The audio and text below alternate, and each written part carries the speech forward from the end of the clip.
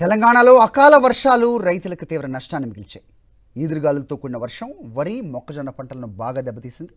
నిజామాబాద్ జిల్లా ఆర్మూర్ నియోజకవర్గంలో నందిపేట్, దుంకేశ్వర్, మాక్లూర్, ఆలూరు మండలాల్లోని పలు గ్రామాల్లో భారీ వర్షం కురిసింది. కోతకు సిద్ధంగా ఉన్న వరి పంటలు పొలాల్లోనే నేల రాలిపోగా కళ్ళాల్లో నిల్వ ఉంచిన ధాన్యం తడిసిపోయింది. అదే సమయంలో మొక్కజొన్న పంట కూడా ఈదురుగాలుల ప్రభావంతో నేల కొరిగి తడిసి పాడైపోయింది. బోధన్ నియోజకవర్గంలో కూడా అకాల వర్షాలు రైతులకు తీవ్ర నష్టాన్ని మిగిల్చాయి. ఆరుగాలం ఎంతో కష్టపడి పంటలు పండిస్తే అకాల వర్షం నట్టేట ముంచిందని రైతులు ఆవేదన వ్యక్తం చేస్తున్నారు. పంటను కోత దశకు తీసుకురావడానికి ఇప్పటికే భారీగా ఖర్చు చేసిన రైతులు అకాల వర్షాలతో పంట చేతికి రాకపోవడంతో తీవ్రంగా ఆవేదన వ్యక్తం చేస్తున్నారు.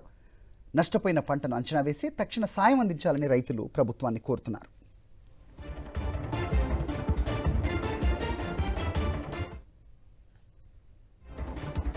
బోధన్ నియోజకవర్గంలో కూడా అకాల వర్షాలు రైతులకు తీవ్ర నష్టాన్ని మిగిల్చాయి.